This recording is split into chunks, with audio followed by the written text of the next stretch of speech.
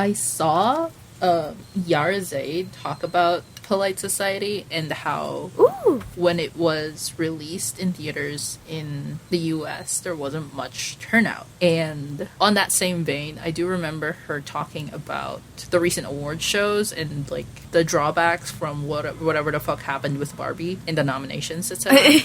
And she was kind of like pissed because people were talking up how it was unjust that Barbie didn't win more awards, considering it's A, an ad movie, and B, produced by a white woman. So it's like, yeah, it's celebrating feminism, but for who? Right? It's a whole That's thing. True. Because like a lot of the people who were winning awards during that award season were women of color, and you didn't hear people. No, exactly. Yeah, you didn't really hear people talk it up that much, as opposed to Barbie winning Best Actor. Here's the thing. I like Barbie. I enjoyed Barbie. Do I think it should be nominated for Best Picture? No. No. It's an ad, once again. It's an ad, but also it's a fun movie, but I don't think it's one that I'm like, oh, it goes for Best Picture. Yeah. And that's me talking as someone who enjoys Greta Gerwig's work. It's just, I don't get the fanatic hype around it. I'm sorry. There were far better movies in 2023. Right. There were, and again, like, a bunch of... I'm mad that Polite Society was not recognized True. at all. True. Because I think it is so brilliant in so many ways. There were a lot of, like, people in our friend circle, right, who did go to Barbie because it was more like a cultural phenomenon than it was, like, an actual good movie. Like, yes, it's a good movie, but, like, it wasn't film of the year, kind of. For me, what Barbie was able to do was kind of recreate the old traditions of, like, going to see a Marvel or a Star Wars, like, that cultural phenomenon. It was bringing people to the cinemas again, which post-COVID like, is a lot. It's a lot, especially in the US, but when I went to see Barbie, people were still masking, luckily enough, so that was fine. But this is reminding me of, like, the turnout for when Across the Spider-Verse came out, because, like, the crowds for Barbie and Across the Spider-Verse are surprisingly, like, within the same Venn diagram. What I do like about Barbie is I also find joy in seeing the little girls who are, like, dressing up and getting so excited. I'm like, oh, that's nice, but also I don't think it's that deep. Yeah. Come on. It's, no offense to Barbie, but it's Barbie. Yeah. You don't need it to be ocean deep. Yeah. It's fine. You can enjoy it, you can love it, but we cannot come here and go, oh, it's the ultimate feminist text in 2023. No, like the new Emma Stone film. Oh, it's just Poor Things? Yeah. There's such a weird amount of debate on it about whether it's pedophilia. I'm like, also just, I don't know. There's a weird thing of assigning moral things to things on screen that I'm like, well, that's not the point of the movie. The movie's not saying that William Dafoe's character is justified in doing what he did. Yeah. He's just saying, this is what he did.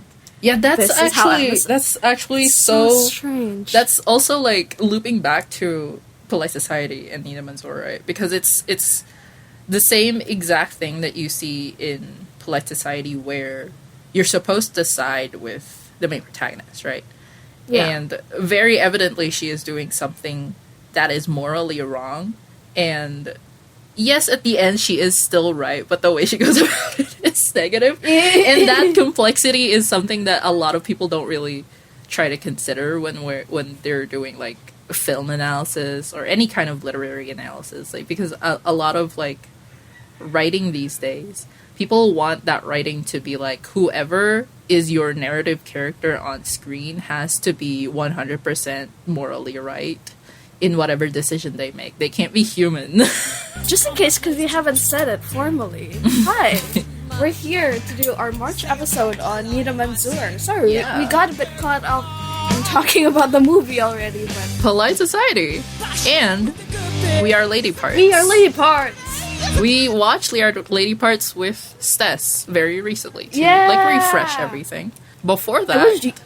It was you who introduced me to We Are Lady Parts. Because you're the one who said, hey, this show has good music. Yeah. Because you know I love my little punk rocky Yeah. angry girl music. I actually found We Are Lady Parts on Tumblr, which is surprising because not a lot of Tumblrites like to talk about media that is not made by white people and that is not about white people at all. So like it was very rare to find something like that, and also like just find some joy in it because it's like about a group of Muslim women in their like late 20s, early 30s. Yeah.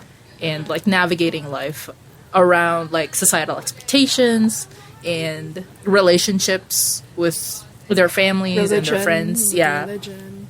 More so the cultural parts of their religion as well, because that's something that people like to forget when they talk about religion, is that it's deeply cultural.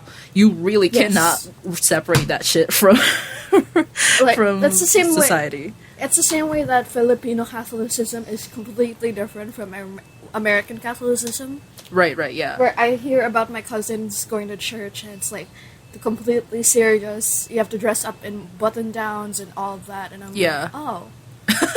It's so notoriously like a bad with the dress code here, because it's like a humid ass country, and you asking people to dress up for church when there's no air conditioning on most churches is so funny. That's true. No, honestly, the churches I go to used to have the dress code, and then over time, as long as you look like vaguely presentable, that you're not like wearing anything too revealing, obviously, because you're in a church.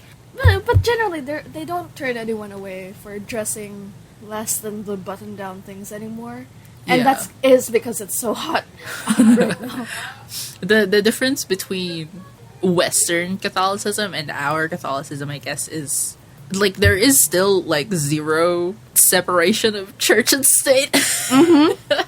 Like there are priests in office right now. Like there is nothing separating that. The separation is like a plastic, like it's just staring around.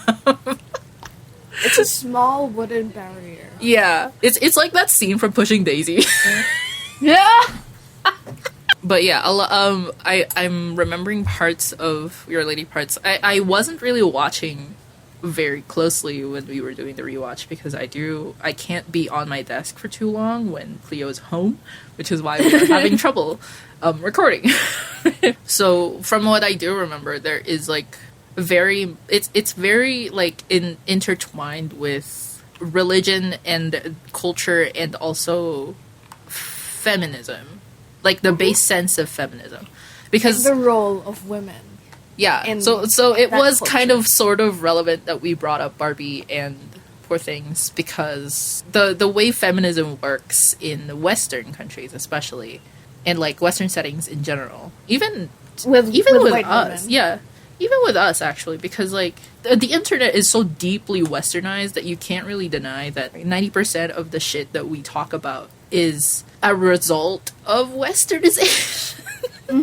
So the trouble that causes with We Are, like the plot of We Are Lady Parts, wherein they get in trouble within their community for being punk and hijabis. Yes, and being seen as defying the norm. Yeah. Of their culture and what's expected of women in their culture. Yeah, it's also very like deeply analytic of the nature of punk as a scene, because it is countercultural and anti-establishment, right? Here's what pisses me off about punk, Yeah. new age punks.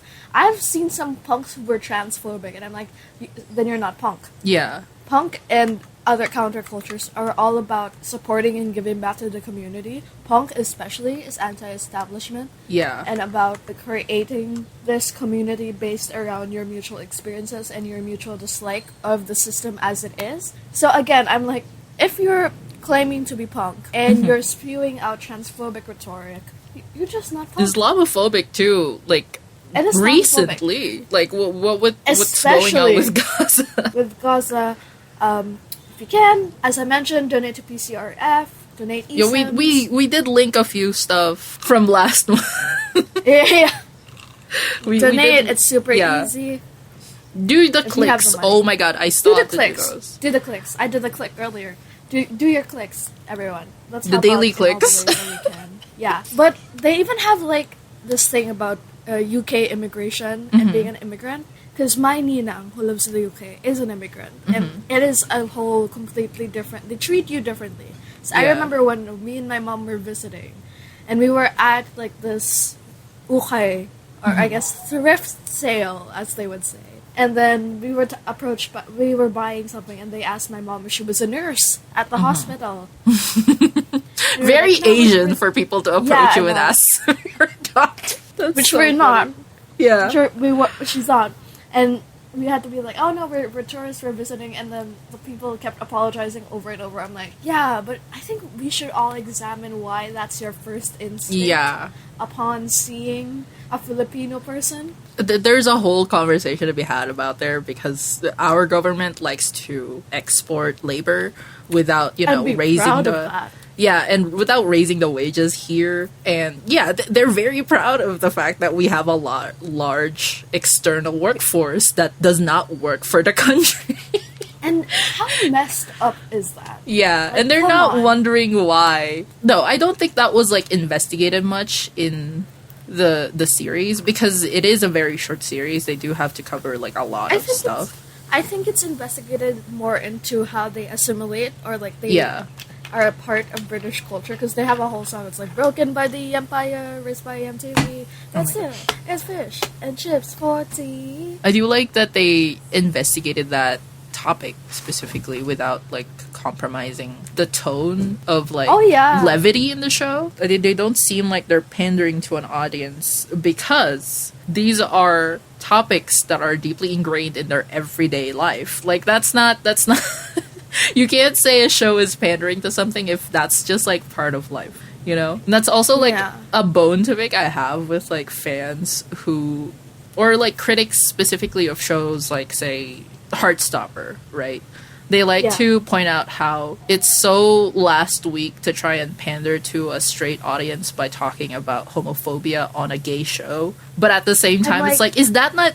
everyday life for gay people? Like, shut the fuck up. Yeah, it's the same issue I have with people who are like, why is Heartstopper so sexless? I'm like, but there are some queer people who don't have sex or who don't have sex until they're older, and this is their experience, and this is what their life was like. There is that queer subplot in Queer Lady parts that is like, it's so cute and also heartbreaking, but because it's Aisha, who is their drummer, or is it Aisha? I think it might be Aisha.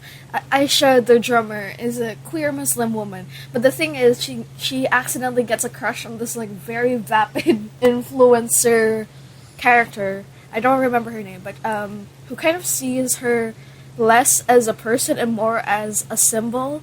Yeah. Which is very frustrating, and especially right now with what's happening with Bisan, where people are just no longer allowed to exist if they're seen as, like, this symbol, which is what happens with Aisha, and she wasn't ready to come out, and it's like, how do you feel about being a queer Muslim woman? And she's like, can we not talk about that yet? That's also, like, I love how they tackle that specifically in the show, because there is, like, a problem going on with the queer community, where people don't know how to balance between understanding queerness as, like, a thing that just exists and the queerness as, like, an identifier.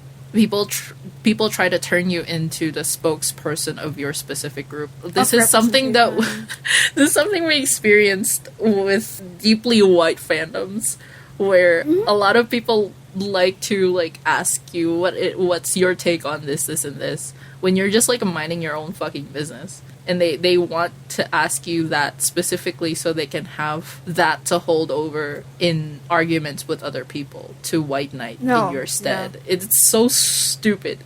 Sometimes a show is catering to a specific experience, and that experience might not be yours, and it doesn't mean you enjoy the show any less, but you need to understand that it's not representing all ace people, all bi people. No, but it's representing by people who have this experience, or ace people who have this experience, and it's so frustrating whenever I see those arguments online. It's terrible. It's terrible to point out, like, just point at a character and say that they represent an entire community. Because what the fuck is wrong with you? It's completely unrealistic. Yeah. And in the same way, it's not... We Are Lady Parts does deal with it too, because they are one of the only Muslim women bands that are punk, and then they are being held as, oh, this is representing our whole community, and they are, what is it, the naughty girls of Islam, or whatever, Yeah. what is the headline that they are given? So that makes us all look bad. I'm like, well, no. This is actually, you know, the main A plot for Mina is it's very reminiscent of like the conversation we had about Trinity in the Matrix, right? Yes! Where it's very like it's really very hard to maintain your, how do you say, your counterculture-ish vibe when the hold society has on you is so sticky that you can't escape from it. Where she reverts back to being like preppy chic Muslim girl who wants to look for a husband. Find a husband. Yeah. Where she snaps at her mom too, right? Where she goes, She we're not takes like down, each other. Yeah. And then she takes down the Don McLean poster. Yeah. Not Don McLean. I love that Nida Manzoor reuses those actors' parents, right? Because they do pop up in polite society as well. It brings me a lot of joy. It's also a thing because the UK doesn't have that many actors that are easily accessible, but I love it because it's like the way that Paul King, who made Paddington, his actors all show up in Wonka. What do you mean? It's taking place in the same universe. As Paddington. And I think in the original We Are Lady Parts short, the girl who plays, what is her name? The girl who plays the older sister, Ritu Arya. She was the original Sana in the We Are Lady Parts short. Oh. So when I saw that she was like one of the leads in Polite Society, I'm like, yeah! They brought her back! I do love that it shows you how wide of a demographic Islam is. Yes, because like people like to equate Islam with Arabs for some reason. The reason being racism, but yeah. But the fact that you have like someone who she's from Sudan, right? I'm remembering that correctly, right? Yeah, I think so. Yeah. Yeah. So some of them are Pakistani, if I remember correctly, and Sudan. Like there's a lot of people from different demographics who have the same religion, which is something that for some reason white people can't like wrap their heads around, that that people can have different religions in different countries. Yeah. Like, I'm sorry, there are some people who are straight up just so racist it makes them completely stupid. It loops back to stupidity sometimes. I'm remembering the exact same reaction I had when I was looking up streaming sites for Genera Luna. This was before they released the movie on YouTube. I saw some like white guy comment that the Philippines is just like the Mexico of Asia. Hell. Okay. Fuck you. I was gonna be like fair, but also no. But no, fuck you. No, we can say it because we're Filipino. You can't say it. You are a white man. Yeah, I can't. I'm not even getting into the historicality of that entire fucking statement. We're not going into it. But another thing that I love about their little motley crew in Lady Parts is how you've got a mother, you've got this, like they're all at different stages in their life. In their lives, I mean, and then it's so nice to see like this group of women support each other through their stages in life. And yeah, it's I don't know, I love Lady Parts, and generally I think British TV, or like so far from what I've seen, they're really good at making characters actually feel like people rather than characters. I think it's the limited runtime. Maybe, but like I also think that their TV is more focused on the script, because no offense to like American TV, but sometimes watching American TV feels like people are caricatures of themselves. Yeah. Oh god. And like don't get me started on archetypes. I'm gonna. But that's a conversation for the Discord call after this recording. But what I really appreciate about Nida Manzoor especially is it deeply feels like she understands these people, and who they are in a way that makes them feel so real, and that they could be your neighbor, they could be your best friend. Yeah. I They're think that's such a actual lovely flawed thing. human beings Yeah. that make mistakes and fumble around, but they're still like trying their best to be good, or are Like towards still the end, worth love. yeah. Like towards the end, there's the whole thing about like I think Syra. I keep calling her Sana. Sorry, Syra wants to embrace the bad girls of Islam label, and all of Yeah. them get angry. Yeah. Because all of them have like this very beautiful, meaningful relationship with their faith. And Yeah. obviously that's not what they want to be seen as. And she makes a mistake and they all argue, but in the end they come back They together. have, but like, it's done in a way that feels earned Yeah. and authentic. They have like a similar arc in Polite Society where where she snaps at her friends after they helped her like Yes, infiltrate a fucking yes. gym. Yes, I remember. God. No, but like I love those like little mini explosions. They always happen in like basements or attics. It's so funny. I know. It's a very especially enclosed space. especially in UK TV shows, there is always drama in an attic or a basement.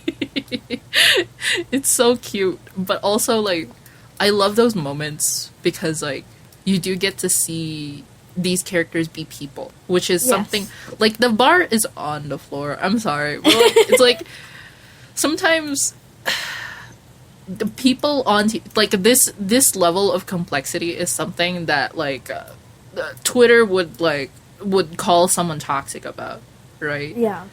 Because like Oh this yeah, is the Twitter. exact If they got a hold of Syra, they'd be like, "She doesn't deserve to be in the band." Exactly. Blah, blah, blah. because it's the same reaction you would have seen if you were in the fandom for Shira when Oh my god! I remember that. That's why I kind of like stopped engaging with fan work for She-Ra because I got so tired. yeah, people were like the people could not contend with imperfect victims of the people having human reactions to things that are terrible at the moment. Because sometimes you just get tired and snap at people, and sometimes saying sorry is not gonna be enough, and sometimes saying sorry you're just gonna miss your chance to say sorry at all. So what you do is you make up for it without even addressing what just fucking happened. And that's Yeah. fine. I think the thing about social media and like Yeah. all these debates about fandom cultures is people are expected to be like this glossy, fully perfect version of themselves. Yeah. Where they are not allowed to grow and to learn.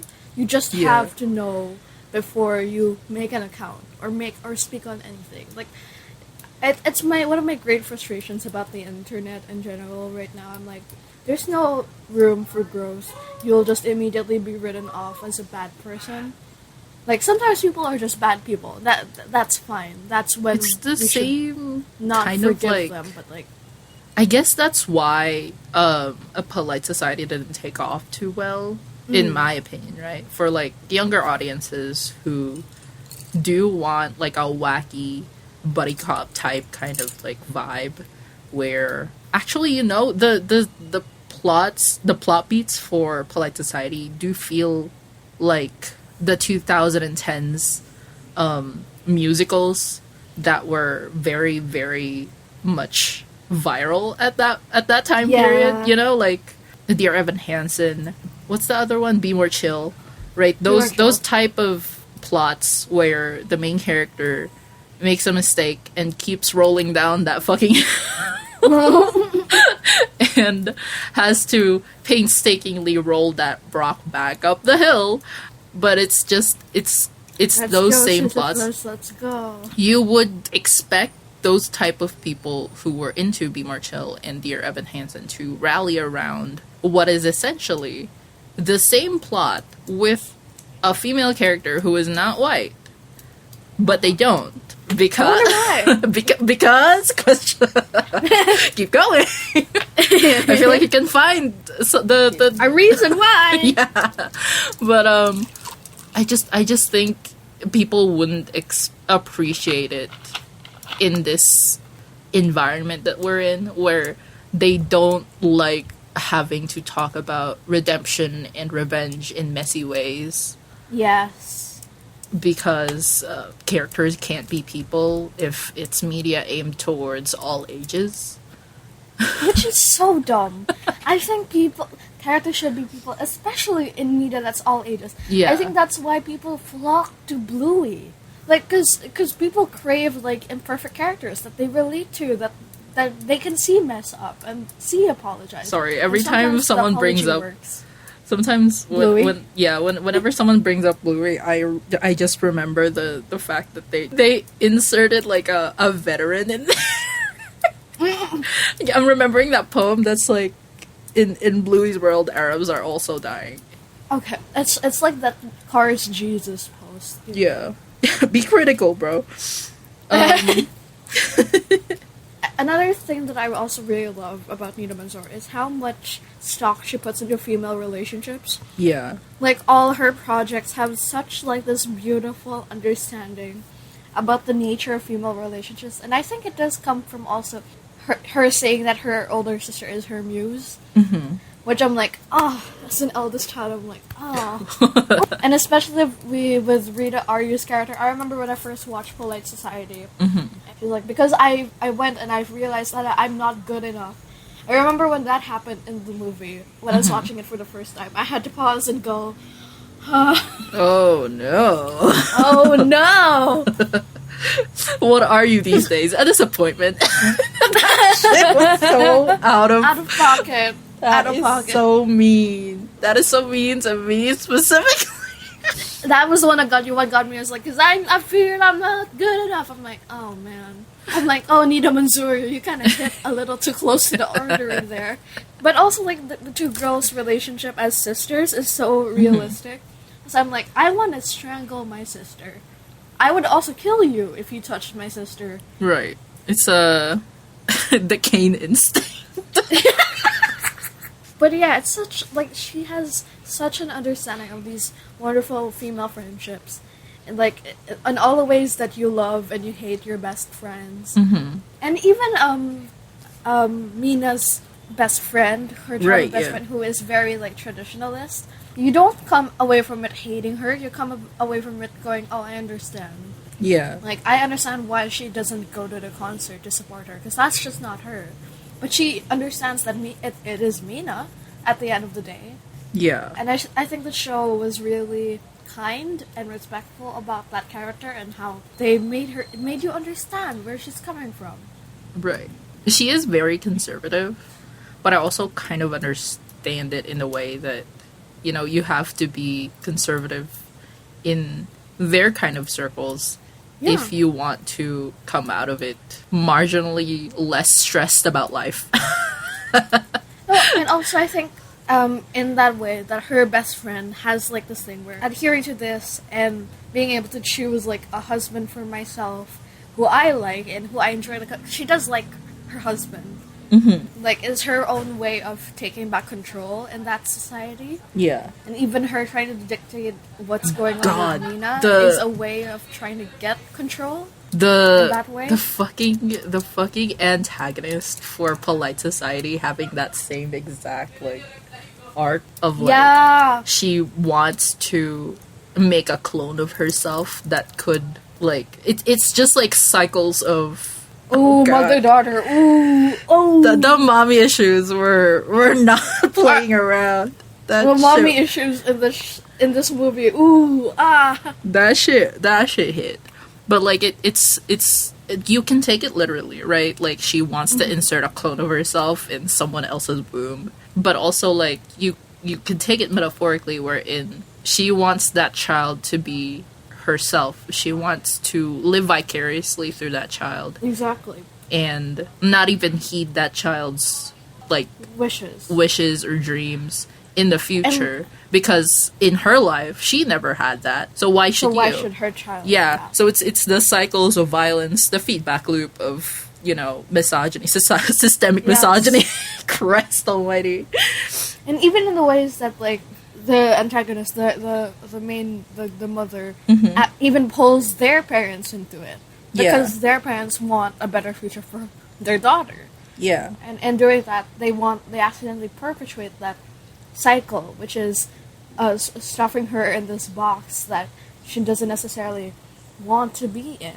And but also like the idea about like, 'cause especially in Southeast Asian cultures, I mean you see some of it as well in Crazy Rich Asians. Not that that's Southeast Asian, but like the relationship between the two characters there, and about how a lot of there are Asian mothers who do want their sons' partners to be exactly weirdly like them, which is it's so strange. I actually watched that film like twice over with my mom. I don't think she caught any of that. I don't think she understood. You know, that's fine. Whatever. I've been weaning them off of like straight media for like a while now. My dad did not get through Polite Society. He was like, "Oh, that shit's corny," and I'm like, "Excuse me, Mr. Fast and Furious." Excuse me. You think Polite Society is corny, Mr. Fast and Furious. So shut the hell up. I hate you. One thing that I was, like, surprisingly delighted by was the fight choreography in Polite Society. I was delighted. As someone who loves The Matrix and loves all those John Wick-style scenes, I'm like, oh, nice! And the scene where they were running away from the wedding. Yes! And they were in dresses the entire... One of my favorite fight scenes of the year, and that year included John Wick 4, was that the fight scene. I do love the conversation they have about how sometimes your best intentions are going to hurt people. Because that when she breaks and enters into that mansion and gets caught, that shit, like, that was an uncomfortable scene to watch for me. Because, like, personally, I'm the type of person who does not, like, reading the room doesn't come naturally to me. Partly because, like, I was raised with privilege, but, like, partly also because, like, I have difficulty reading rooms, you know? It's like, it's a neurodivergent thing, where I don't know whether or not the thing I'm doing is the correct thing. But if I don't do anything, then I will have regret being in that room to begin with, because I will be watching that thing happen, like, knowing that in the future I will regret not doing anything. So I will do something, and then sometimes someone will stop me and say, "You're doing it wrong." The rejection dysphoria is so fucking terrible. No. That's why that scene was, like, very uncomfortable for me, but at the same time, it's like... That's so fair. It's a very neat thing to tell a younger audience, especially if since this was, like, very all ages, right? Even though it's, like, there's a lot of cursing in it. Even though there's a lot of violence, that is something that normal children will watch these days. That you can't really separate that from reality. And that's nice. That's a nice thing to teach children, that sometimes, even if you want something to happen, even if that is the best thing you think should be in the situation, that might not be the best thing for everyone involved. That might not be the right decision to. It might not be the right call for you to make. That specifically the conversation they have before she breaks and enters, where she's like having a talk with her sister, and suddenly it's revealed that her sister is moving to Singapore. Oh my god! It, like, she's like the last person to know. That shit hurt, actually. Especially, I know why with you. Yeah, like, especially since, like, in the beginning of the movie, right? They were so close that, like, they would... Close. Yeah, they were just so close to the point that, you know, they'd have dance parties at home. She could drag her sister out of her room. Out of bed. Okay, can I just say really quickly before you go in? That scene where she's like, please, please, please, Sam at me. When I first said, please, please, please, I'm like, I'm sleeping. No, I love that movie. I could watch that movie over and over, and I don't think I'd get tired of it. Like for Classic. me, like for me, it's on the level of Glass Onion. Yeah, I can watch it multiple times, and I find new things to enjoy about it. Yeah, like the fact that the mansion in the house, the torture scene is a waxing scene, which is one very funny.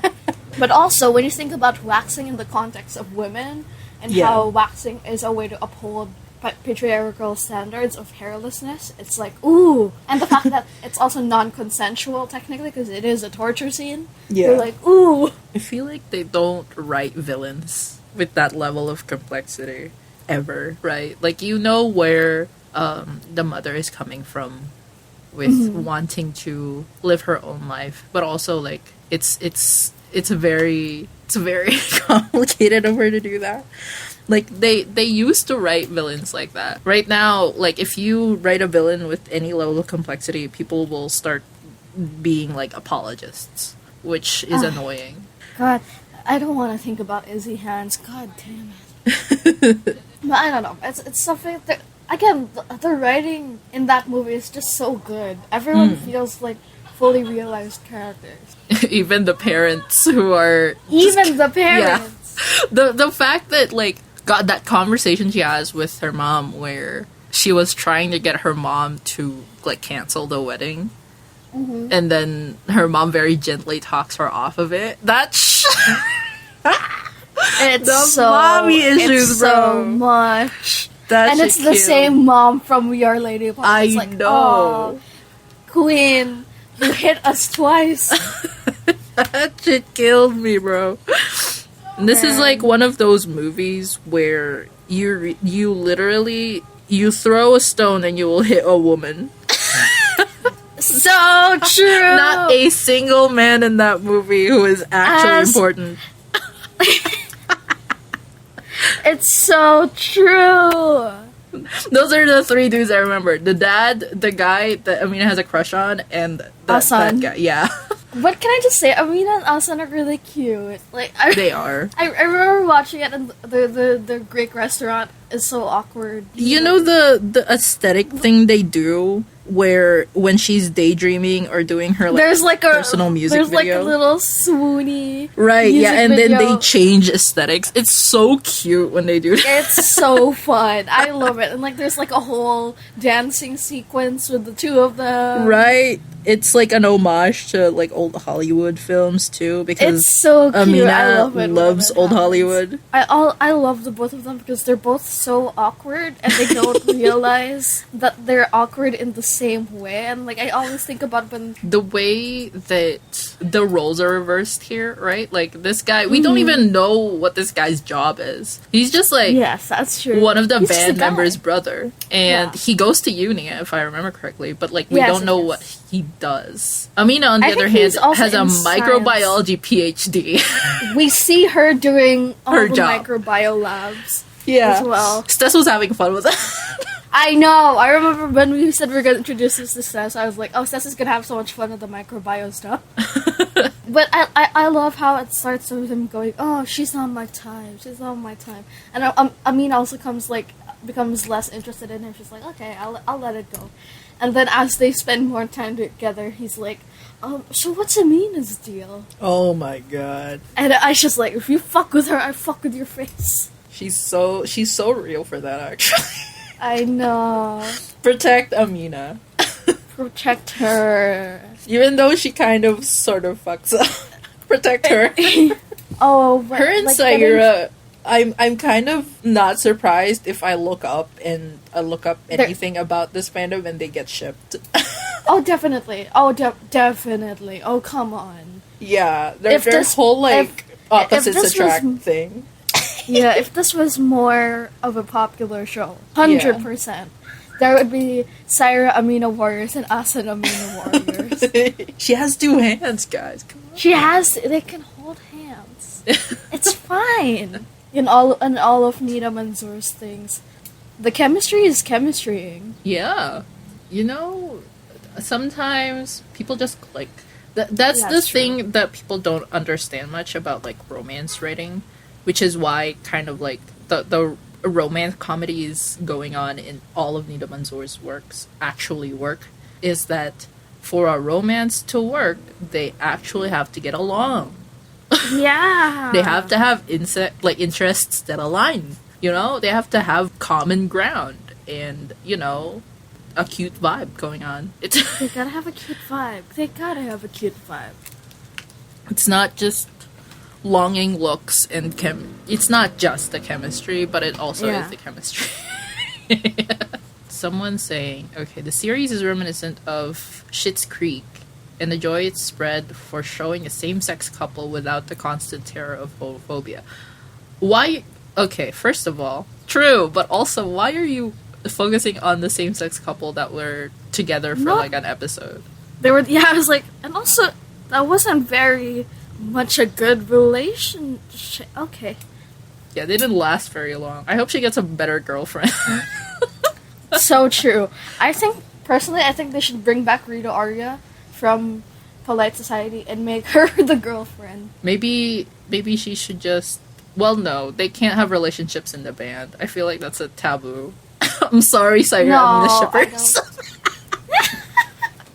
I don't think I feel like it's complicated. Yeah, I was gonna be like, maybe she should date Mumtaz, because Mumtaz is just so fucking cool.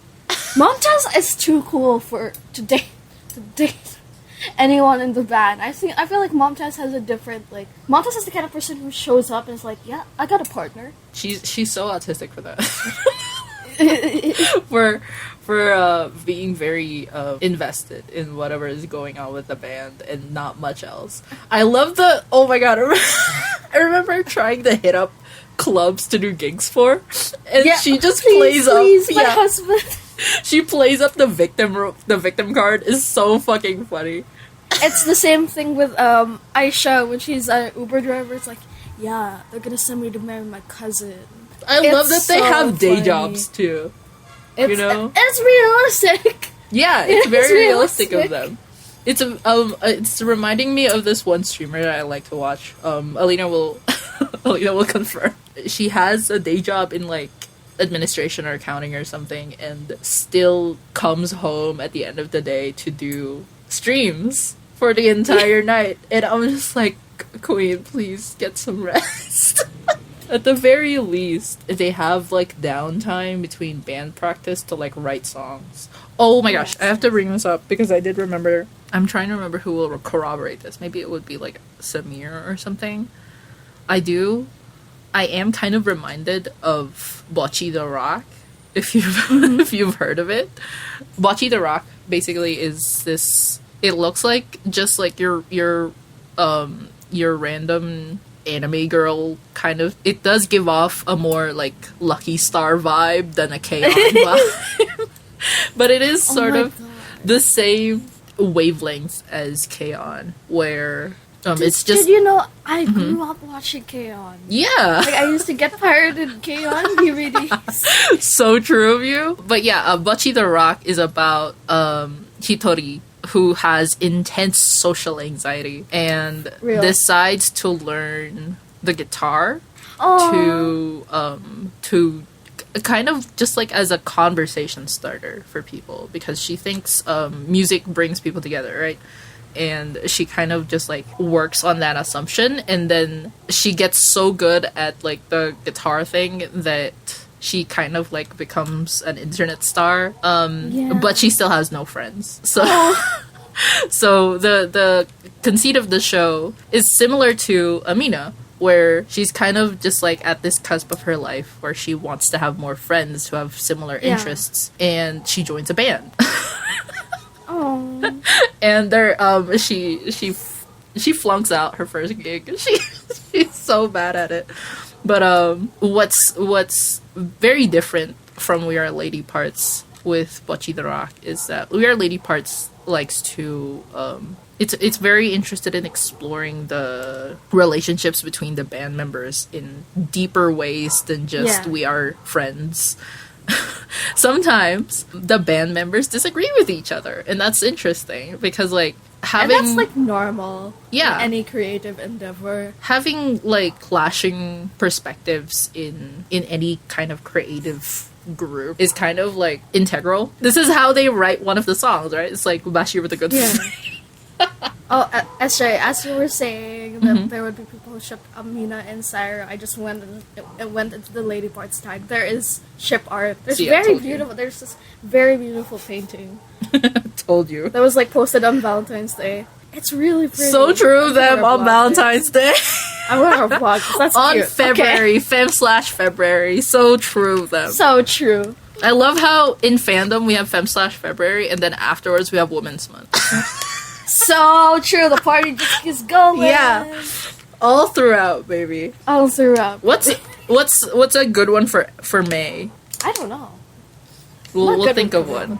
We do have Mob May, so Mob May for you, yeah. Okay, how did you stumble upon Polite Society? Polite Society, I was excited from the start because I knew it was Nida Manzoor. Mm-hmm. Because I was coming from Weird Lady Parts and you showed me that show that I watched it in one day and then kept rewatching it. I watched it with my mom. I watched it with my dad, and we all really like it. So my mom's like, "Is season 2 of that coming out soon?" Which it is. 2024 yes, release let's go. date, baby. But yeah, when the first trailer dropped, I saw my friend who is a critic based in the UK, and she's like, "Oh, new Nida Manzoor film." I'm like, "New Nida Manzoor film." Why did I hear about it? That is so mean. And then I saw that it was Rita Arya, who I love. So and have true. loved, and I continue to love in Umbrella Academy. I'm eating good, and then I saw it was about a sister relationship. I'm like, oh my god, shit, oh shit. And then I saw the fight choreography in the trailer. I'm like, let's go. I was really sad it wasn't showing in theaters here because I wanted to see it on the big screen. It was already on limited release in the UK. It was exactly. I was really sad. I was like, oh, I want to see it on the big screen. I think the tougher part of that is that this came out around the same time as the strikes, right? If I remember correctly. Yes, I'm pretty sure. Yeah. So that's kind of why we didn't get to talk about it during that time. Yeah. Because we were trying very hard to not go over to pick it. Exactly, yeah. Yeah, no, I was sad that Polite Society and RRR weren't showing here because I feel like those are two movies that are really fun in the cinema. Yeah. But it's okay. I compensated by watching it on the biggest screen I had here at home. They do there was a time when South Asian movies were big here, if I remember correctly. Oh yeah. In 2009, people really, really liked Three Idiots when it came out. Yes, but there's another one with the iconic Indian actor. Oh my god, it's not working. But even if you went to Makati Square and got pirated DVDs of Indian movies, people buy that shit. There's people who get there's a 58-in-1 Indian movie collection. I am so excited about where season 2 will go. I am hoping I'm hoping there's more women. More women, all the women. More women. You know, what would be interesting is East Asian Muslims in there. That's true. I'm remembering this one manga where I think the conceit was it was the mangaka and their Muslim roommate, and they were trying to accommodate the cultural differences, the grocery shopping, that kind of thing. It was more educational and more geared towards people who weren't Muslim. So watching media from the perspective of Muslim women is kind of still novel in the mainstream, sadly. Oh, yeah. Even to us, right? Which is so annoying to me. Yeah. Because there's a significant portion of the Filipino population that is actually Muslim, not just Catholic. Oh my gosh, this is reminding me of in Makati Square, there are these awesome ass Muslim women who would be the ones selling the DVDs, and they knew those movies the back of their Oh my goodness. Hand. I'm like, where's the movie about them? I would watch it in a heartbeat. I don't know where I heard this from. I think it was my sister or something. A couple of people who were selling pirated DVDs who, I think it was 3 stalls in a row. It was all women who were selling pirated DVDs, and then their husband was right across the fucking aisle. It was just the same family earning the same way. And I'm like, that's so funny. No. That's how it works in Makati Square. They all know each other. They pass DVDs back and forth. If she doesn't have it, the other person has it, and they compensate each other, which I always thought was really cool. I think who was it? It's it's so annoying to me too because 90% of our media is very non-religious and also kind of still religious. despite being non-religious. Yeah. Because again, you really cannot separate culture from religion. It's it's impossible. It's impossible. A lot of Especially Filipino in, media like, is inherently Catholic. But like you also cannot separate the fact that like some of our language is Arabic because of Yes. Islam. And people kind of just like Yes. ignore that or sweep it under the rug because it's easier to not talk about the complexities of your own identity for some which reason. it's so strange. I never understand it. Oh, you know what else I really like? Because the series starts with Amina being ashamed of her throwing up and like having to hide it, and at the end she's on stage, she threw up, and she just goes Sparkle! It's very drunk, And girl. it's so, I know, but I was like, she's so real for that. I remember when I first tabled a comic, and every time I was like, I feel like I'm gonna throw up. I feel like I'm gonna throw up. The social anxiety. So botchy of her. It's so true. So true. We should also, we should like, watch the- Bocce the Rock together. Yes. Also, the scene in the pub, their cover of 9 to 5 So by Dolly Parton true. is so fun. Sometimes when I'm grumpy in the morning, I'm like, double on the bread is double to the I kitchen, love how some they double played bread." to like a pub that was completely just like white. Completely white, Tory British people. Yeah, and they fucking love that shit. Yeah. How did I stumble upon Polite Society, actually? I don't know, I'm remembering. I think I saw someone on Tumblr talk about, like, a Nida Manzoor movie, and I did not know how to get a copy. Because it was in the midst of the pandemic, and also, like, I don't want someone to pirate it, you know? I would want to pay for it. I want to watch it on, I know streaming residuals are so bad, but like, I was willing to go watch it on a streaming service. But it's not out on any of our streaming services or any other thing. If they released like a run of Polite Society in theaters, I would be there Day one. instantly. I would go multiple times. Be there day one. Front of Day line. one.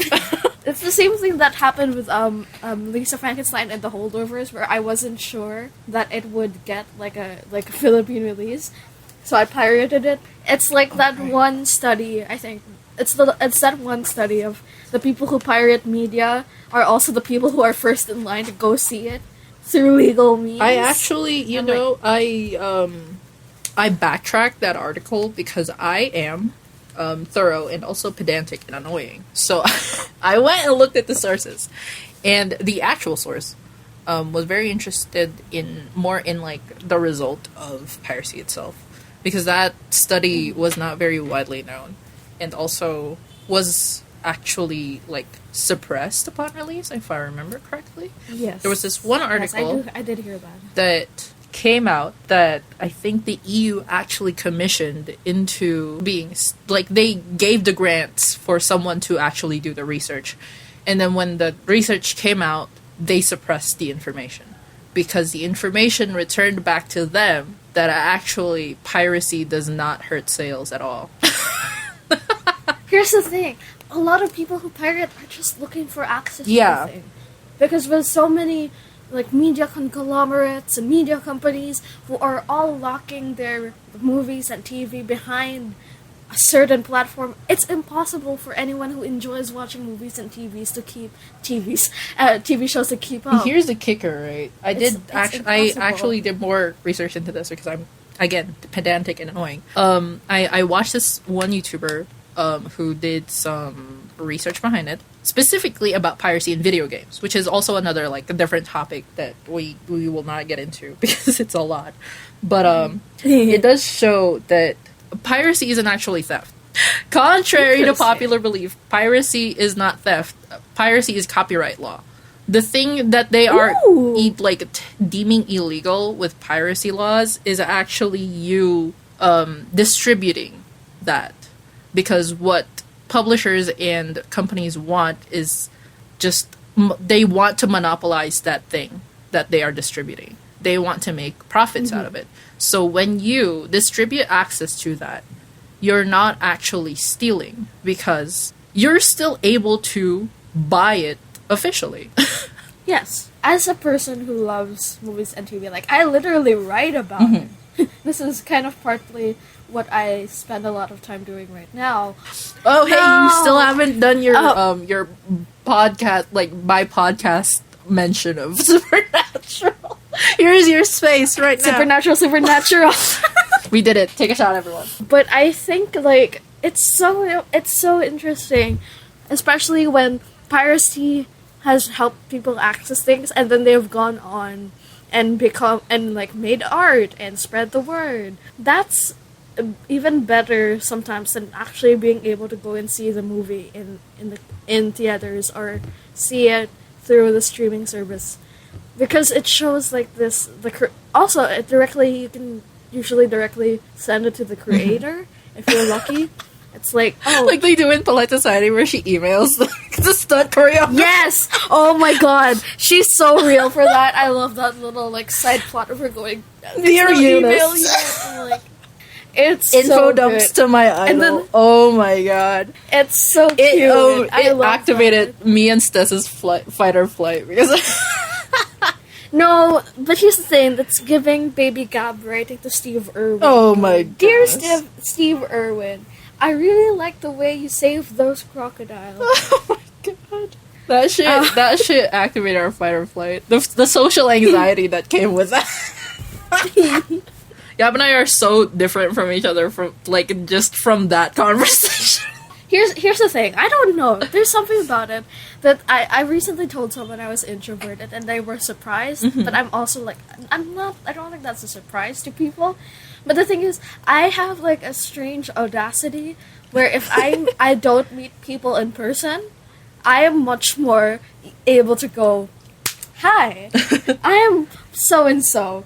Please let me have this thing. But if I'm in person, I'm like, I think it's because people equate introvertedness with social anxiety, which is a completely different situation going on. Yeah, no, I just like to spend time by myself, you know. Like, introvertedness. I'm an introvert and I have social anxiety. Like, I didn't even meet Gab in person until like 3 years into our conversations. And I didn't even like contact Gab personally. Like, someone else added her to a friend group that we had. Oh my goodness. I don't know. I think it's very funny whenever we find like these weird You contradictions about our personality. Do you think that's what they're going to do in season 2 of We Are Lady Parts? Because I would want to know the origin story of the band, right? Like, I don't know how they met. I would love to see what their it. situations were. Do you think some of them met in high school? Maybe, or like secondary, I guess, because it's in the UK. But like, Christ. Maybe. I don't know. I'm so excited. I'm so interested. I'm so ready. Nida The Manzoor. moment that trailer drops, I will be screaming in our group chat, going, Lady Bards! I feel like this is one of the first times where we ever talk about a movie and a series where we haven't like explicitly gone on off topic and talked about what we potentially want from them, because it's a different sort of expectation, right? Like with Glass Onion and Knives Out, we were talking about like potential movies that Rian Johnson could have done. Yeah. Meanwhile, for Lady Parts and Polite Society, we just went off about how much we fucking love. I know. There's a difference. difference. I think it speaks to Nida Manzoor's talent as a whole, honestly, in like a different way than Rian Johnson, where I'm just like, I'm ready. Whatever you want to do, Yeah, I'm ready. I am so ready, girl. I'm ready. Please, Queen, just give us. Please, Queen. Serve as much or as little cut as you want. I will take it. I'm here. I will eat it We're up. here. That's low-key me with Tansim Muir and whatever the fuck she's gonna do with Electo the Ninth. Like, I do not have the brain power to figure out what the fuck you're gonna do. I'm just here. I'm ready. Yeah, there's your there's for the listeners who are just now realizing Gab recently got into Gideon the Ninth, a series which I have Thanks, been buttons. a series of which I have very seriously avoided for the longest time, and will continue to for the rest of time. Thank you. Yes, because SJ has the curse of Homestuck knowledge. Yeah. And I am blissfully unaware. Yeah. Very, very ignorant of the goings on. I will refrain from saying shit like, "Oh, that was definitely," and I was like, "I'm sorry." No, I don't. Honestly, I don't mind. I don't mind. It just makes me. It kind of endears me to the author more because I'm like, you know what? But yeah, I think we've got all our loving word vomit out about Nida Manzoor, if you're listening, heart emoji. We love you, Queen. True. We're so ready. If you make more movies, I will be first in line, day one. We will be ready. We will be there. I will dress up like a Barbie movie. It's so true. If I'm ever in London for whatever reason and you're doing a BAFTA Q&A, I will be running. Oh my god. I will be sprinting. You have to be calling me at the same time. Yes! I will be sprinting. If you take anything, this is the complete opposite of our ORV episode where SJ said don't go and read ORV. Here, we're like, please go watch Weird Resorts. Please go watch Polite Society. If you want access, just talk DM about us. It.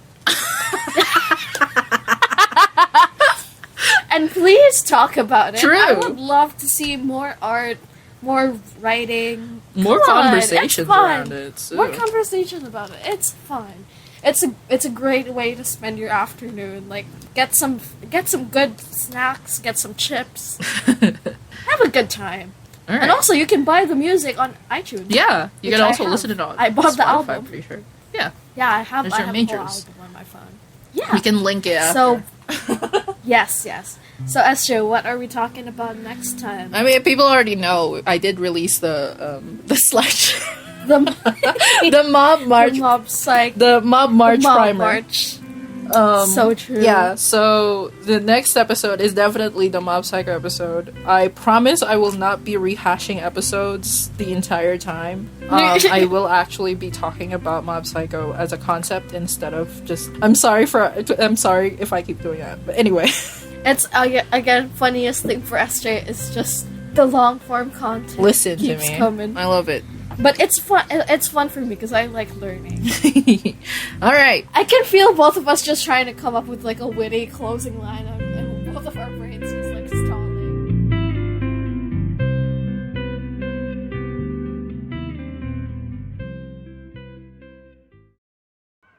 What you just heard was a talk from the Secret Treehouse. Those were your hosts, SJ and Gab. And this was a production by The Playground. If you like that, please consider supporting us through the links found in the show notes. If you support us for as low as $6 in coffee, you can get the whole uncut version of this episode. And if you want your name at the end of the episode, like at this moment here, you can support us for $10. Thank you so much for listening, and we hope we get to hang out again.